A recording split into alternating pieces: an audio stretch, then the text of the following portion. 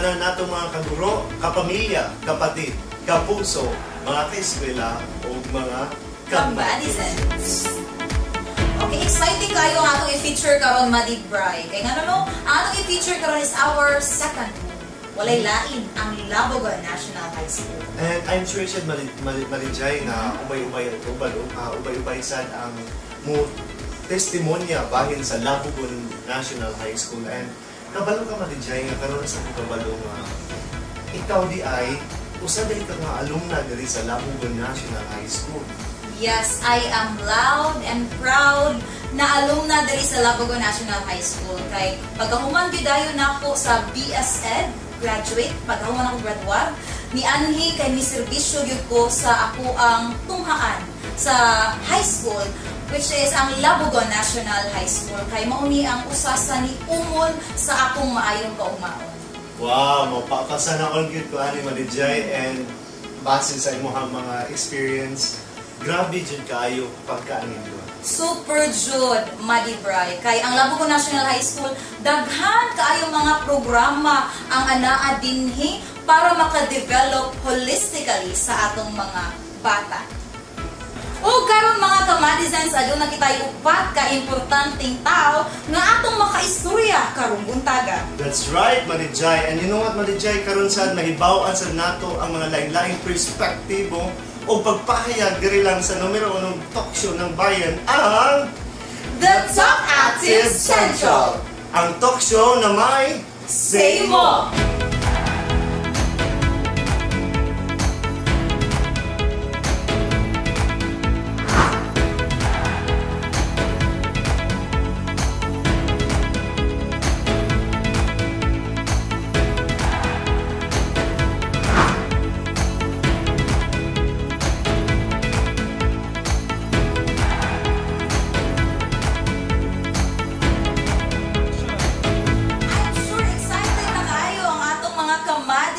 Madi Bray, yes, para i-reveal ang atong best features sa atong tunghaan nga Labugon National High School. Yes, Madijay. Excited na gyud na sila bisag ako sa akong pagalingon. Very excited gyud, Madijay. Unsa man, sugdan na nato? Sugdan na nato, sir. So Are you excited? Very excited. Alright, so karon, Madijay, atong sugdan ngadto sa history sa Labugon National High School. And ang mo-share ani about sa history, kundi na wala na lain kundi ang usa ka pioneer diri sa Labugon National High School, yes, and usa sad siya nga master teacher 2 diri sa Labugon or LNHS. Wala na lain kundi si Madam Aritar P. Humawas.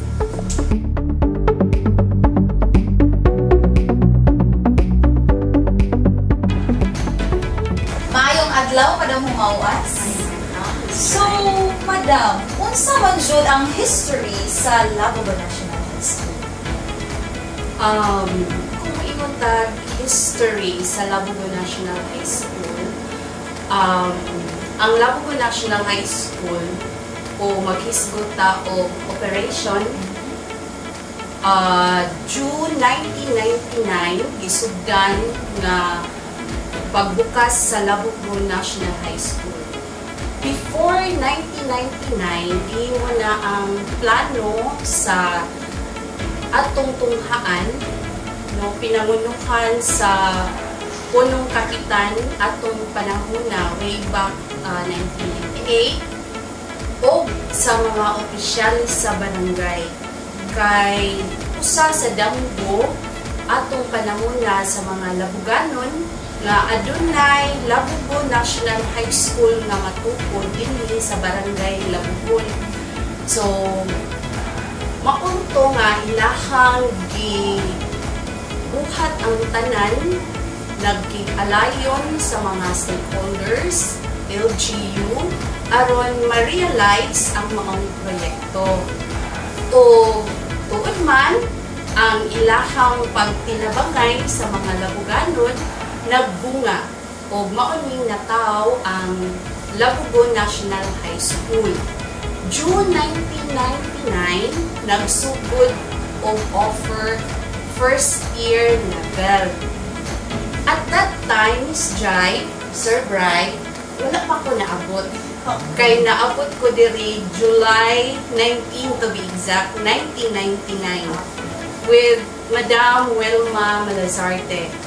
So, before mi naabot, nagsugod na operate ang Labugo National High School with the teachers sa Paknaan National High School under the leadership of our former superintendent, who is now superintendent of Cebu City, rather, si Dr. Dempa Bongo. And then, after Ana, naabot diri si Mr. Marcelito Creer. Si Mr. Creer, teacher po to siya from Canduma National High School, and then na-appoint siya as PIC. And then, naningkamot siya nga mahatagan o maistra ang Labugo National High School. So, July 19 to be exact, nagsugod mi o naabot mi diri si Madam Malazarte with only 2 classrooms, kay 3 siya, pero ang ground floor kay may among assembly area. O niya, imagine sa usa ka building nga nagtuhoy with the comment of those mga first-timer nga makakita nga unsa din na siya, eskwelahan or balay sa pati, it hurts, no? Pero na-challenge me. O niya, daghan mga challenges among na-encounter at that time. So, part of the history of Labugon, ang pagtinabangay, labi na sa first batch ng mga students, during our vacant PLE subjects, o sometimes Saturdays, maningkamot mi nga ang among dan gikan sa barangay hall straight to Labugo National High School dito nga building maagian.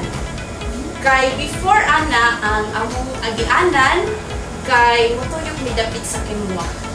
During rainy season, lapo kay siya, imagine nga inigtunod ni mo siyuta, maslide ka. So, kinahanglan mi mo tabok kanang luyo na ana siya kanal. Kung mag-high tide, mo overflow, malingaw mi sa mga kaga nga magdagandagan. Kay ang tubig maabot din siya sa kilid, no? So, mo na yung among struggle.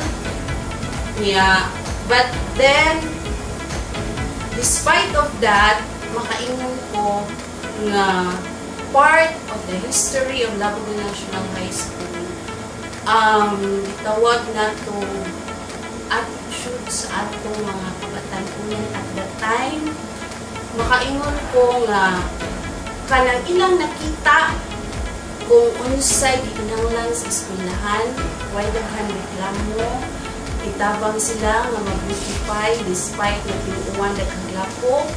And then, during activities, ang pagpinabangay sa mga estudyante. Kung naay mga contest, kung ang contestant ipadala is not wearing, maingon ta, kung para nila not presentably ang uniform, okay sa ibang polo, kulami, inside nindot og shoes, pangulama. So, ingon ana, ang among mga estudyante sa unang panahon, nga bisan pa sa kabatuon, even as teachers, no? Katawa mi na, na uso ang high heels. Kaya kung mag-high heels meet the rain, less than a month, mabali ang tako. So, after ato, nagtinabangay not only the teaching staff, ako nakita po ang community, ang the barangay council itself, PTA, tanan-tanan, nagtinabangay nga mainuntang ma-improve ang Labugo National High School.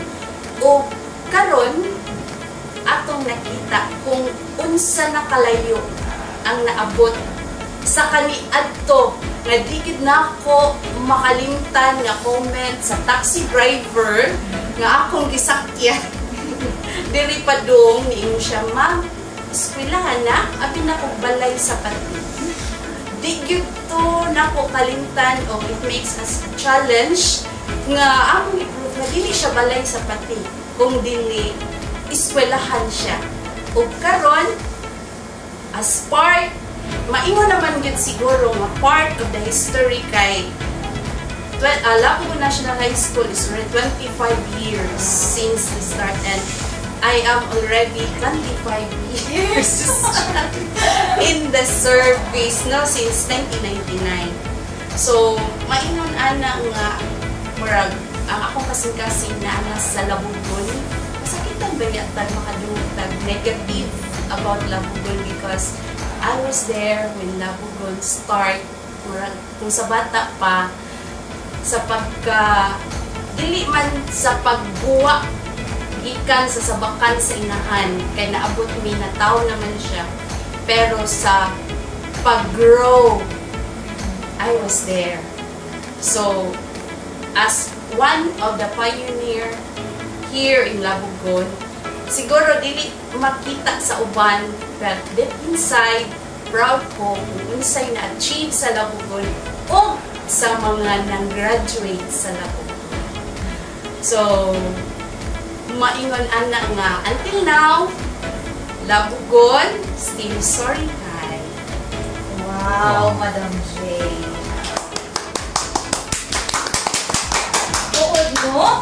Ang Labu-Gon National High School na himugso yun sa tinunay nga gugma, no? O sincero nga pagserbisyo sa mga Labuganon. Labu-Gon National High School. Daghang salamat, Madam J, sa imuhang paggahin niining atong programa karong buntaga. Ang eskwelahan Madibray, no, dili lang yun siya nag-focus sa pure academic lessons, kundi importante po yun ang values formation sa mga kabataan ugnagan. Sakto din ka Madijay. O kitasan sa mga taga-Labu-Gon National High School, no? Mabot niya atong focus na pag-mold sa values formation sa mga kabataan. Karon para atong hisgutan ang kaning butanga na atay isa na Master Teacher 1 sa Edukasyon sa Pagpapakatao or ESP. Wala na lahing pa kundi si Madam Maria Luisa Leison.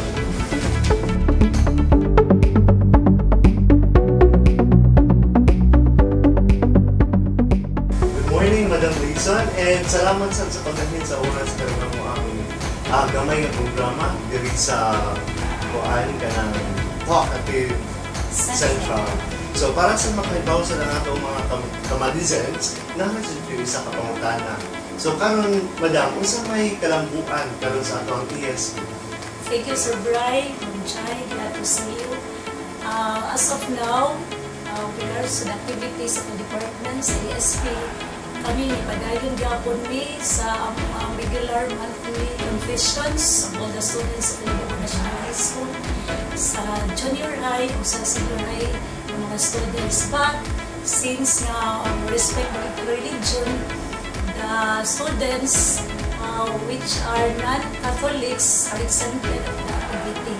So confession, and then the following day na ay monthly regular masses. Ang purpose nila ni Sir Jai nga ma-enhance ang faith o spiritual aspects sa mga estudyante sa mga magtutudlo o sa tanan nga naasa ang school, including the non-teaching students. So, ganun yun naman siya dyan doon sa usa ka eskwelahan. Dili lang kay sa usa sa kabutang ang maayo sa kabata dapat holistically din sila nga bugos yun nga limpyo, mapahuna-huna, kalawasan, pati kasing-kasing. So, yes, sir. Since our value focus is we are more on spirituality, ako din i-take ang opportunity, Ma'am Jai, to thank Sir Mike Isuler, ang atong parish priest sa Santo Niño, including the catechist na pinilitaw na rin sa itong eskwelahan, kahit sa itong mga bata, o sa ilang pastoral council at mga leaders during sa atong monthly masses. Sa tanan ng mga sa atong school na nag-cooperate sa atong spiritual activities, sa atong mga religious activities sa school.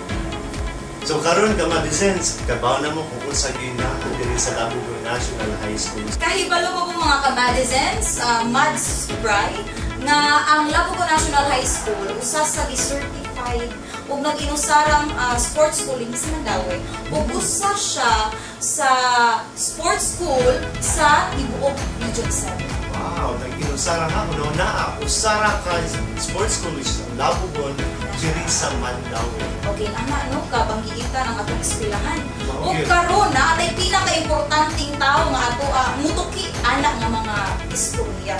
Ug mao ni ang usa sa pinakabanggiitang magtutudlo / coach walay lain ang atong master teacher sa MAPEC department dinhi sa Labugon National High School, Miss Elenita R. Retiza.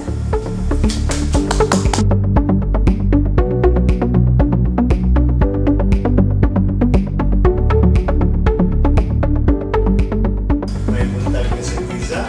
Buntag, February. So karon mga madisenses na ibaw-an namang binato no usara ka eskwelahan ang certified as a sports school diri sa Mandaue, which is kani ang Labugon National High School. So kanang Miss R, na ang gini isa nga gusto mahibaw-an unsa man gyud ni sports school?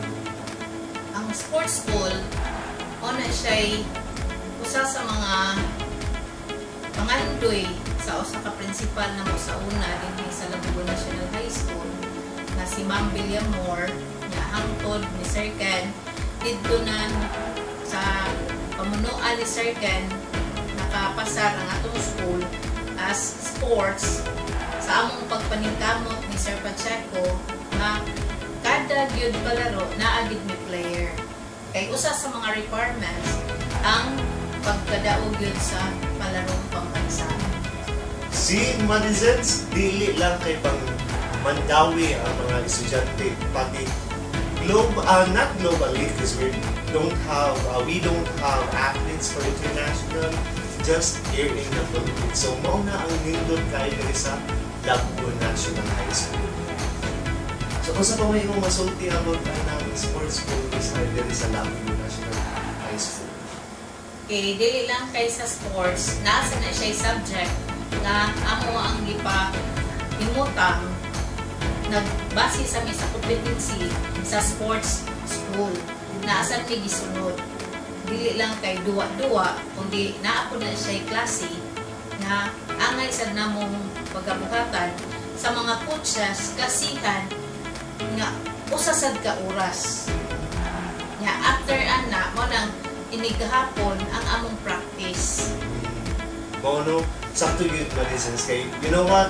Diri sa Labugon National High School bisag wala gid nimo nga dako kay oval pero still kami mga teacher labi na si Miss R ang coach isa sa mga banggiitan nga coach diri sa Labugon National High School still mag-training gyud kada hapon mo na nga if unsa man ni kanang mga bata diha nga kanang ganahan ng sports murag fit ang Labugon National High School no Miss R. Naagid para yun sa pagmaon sa bata kay para sa inig ngadto na inig dahuman sa ilang grade 12 naa na sila ipadulungan kung asang eskwelahan na sila madawat as scholar sa unsa nga sports kay naa na tay daghang eskwelahan universities not only in Cebu but also in Manila kay daghan na pang mga athletes nga ni-graduate na nagtrabaho na sad karon. So, mo na siya Madizens. So, In spite sa ilahang kanang kawad-on, di sila mawad-an gyud og paglaom kay maka-eskwela gid sila mawalay bayad na apa sila allowance. Diri sa Cebu, mga university, labi na sa UC, sa San Carlos, kunya dito sa Manila napuntay RTO o sa Lasal. Mo na yung mga eskwelahan nga ang ipadulngan sa among mga athlete dinhi sa Labugon National High School. alright. So, karon Madizens, karon nahibaw-an na nato. And salamat kaayo Miss R sa imong paghatag ug paggahin ug oras sa among gamay nga interview para lang masahid ni kung unsa gyud ning sports school. So, salamat kayo Miss R and my buntag. May buntag. O ang atong last but not the least nga mo share sa unsa gid ang update sa atong tunghaan ang Labuga National High School. Usa kani siya ka batikang kanhing matutudlo dinhi sa LNHS. O sa kasamtangan, usa pud siya ka school head na karon. Wala nay lain pa atong i-welcome Sir Renante A. Necesario.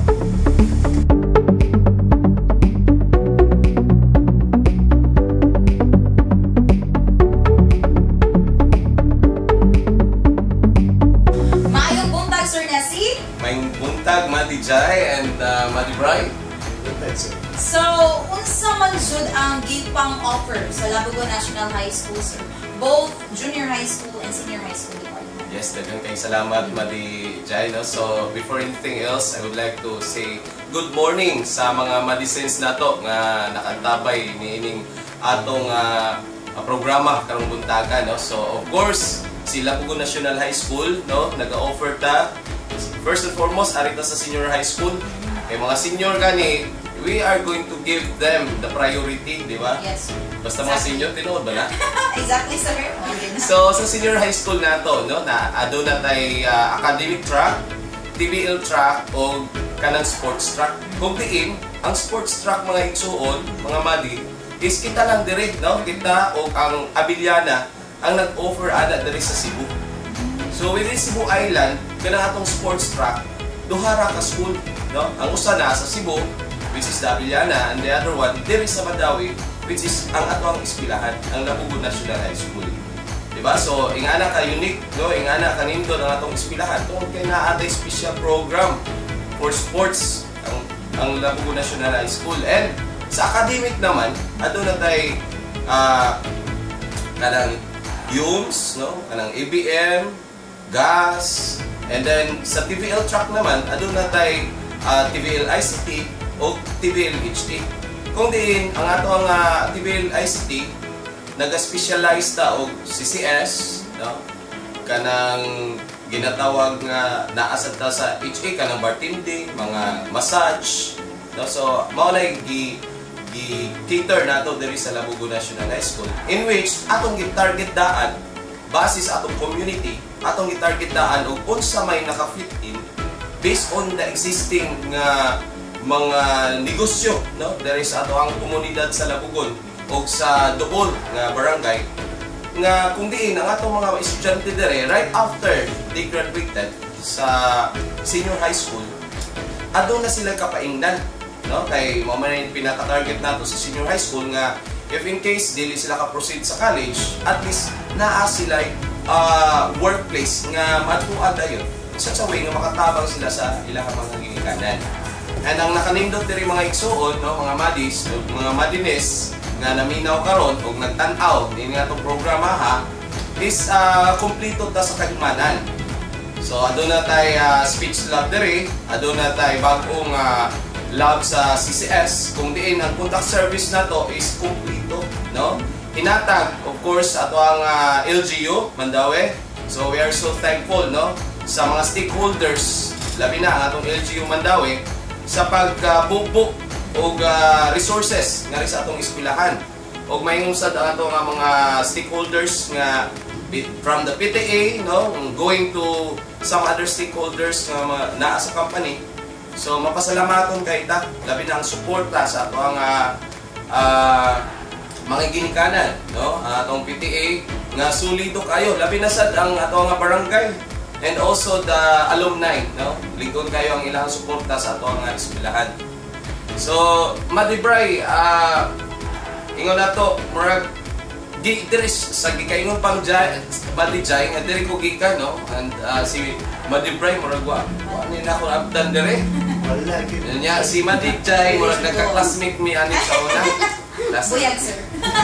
So, of course, atong kung naman diri junior high school, no, adun na tay bagong offering kanang gitawag na tong science class. So we are one, no, we are fortunate nga we are one of the chosen school there sa Mandawi nga gipili sa atong SDS si Dr. Danilo Gudilosaw nga mag-implementa sa ginatawag na itong science class. So naatay usa ka section na 35 na ka estudyante nga ginapili gi-screen gyud na no. We have examinations, interviews. Unya ginapili ang 35 ka estudyante gikan sa elementary. Unya mao na nakaroon ang naa sa atong grade 7. Unya kadto sa mga dagkong grado nga estudyante, ato sa gibutang sa pilot class. So aside sa atong science class, adto na sa pilot class, no? Madijay. So mao na siya ang atong makaingon ko diri sa Labugon National High School. Not only sa academic, but we excel in sports. Indeed. Oo. Yes, sir. Baka bantay ta sa una nga, adto na tay mga coaches na, adto na tay mga gold medalists. No, not just sa region, but also sa national, sa palarong pambansa. Diba? So, karon nag-prepare na sad ta because timely na sad, no, that we will be having our division meet, district meet, and Sibera, no, regional meet, and praying that we can also advance to palarong pambansa. Diba? Kay mauman yung pinaka-specialized na to diri sa school, sa Labugon National High School, ang sports usab, no? But of course, we balance. Diba? So, maging pinaka-importante, Madipray, no, nga kailangan adunay balansi, no? Not just sa sports, kaning bata-ana very good sa sports, but then ang academic nabiyaan na niya because of course dili man sad siya maka-qualify. Doon naman sa tay ginatawag nga qualification para makaduwa ang usa ka bata ngadto sa sulod or higher meets. So adto na tay mga qualification niya. Parehas na lang sa ilang grado, di ba? Na dapat maximum of 2 failures or yun ang pwede maka-advance ang bata sa sunod nga level, no? So far, no, makaingon ko nga Labugon is a choice para sa atong mga parents, sa atong mga madinis nga naminaw diha karon. So kanindot gyud mga kamadizens, no, kay secure gyud kaayo ang kaugmaon sa mga bata dinhi sa Labugon National High School. Ug karon sir, unsa man ang imuhang mensahe sa atong mga parents, sa mga teachers, students sa Labugon National High School community sa kinabubuhan? Thank you, Madi. Para sa mga teachers, sa students, sa atong stakeholders, the LGU, the local community, sa mga private individuals, sa alumni, sa tanang organizations, students organizations, parents, I just would like to share to you that the improvement of the school is a collaboration. It's a collaboration between the different stakeholders. Ingon pa ako nga ang eskwelahan mura siya web.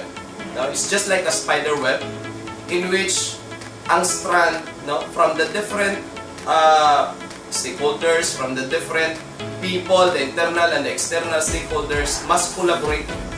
Nga kung diin, if we are going to wave, and if there's one strand nga maputol, then this organization will not function well.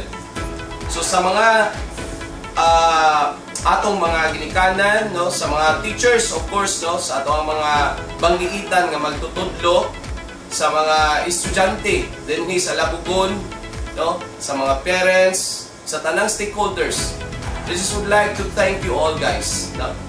Because we are here to support each other for the betterment of our students. Kana yun siya, Madi, no, ang akong ginatanaw nga at least man lang in this way we can give an impact sa kinabuhi sa atong mga estudyante. Tungod kay sa Labugon, sa Labugon, Sa Labugon! sa Labugon, sa Labugon, Sa Labugon!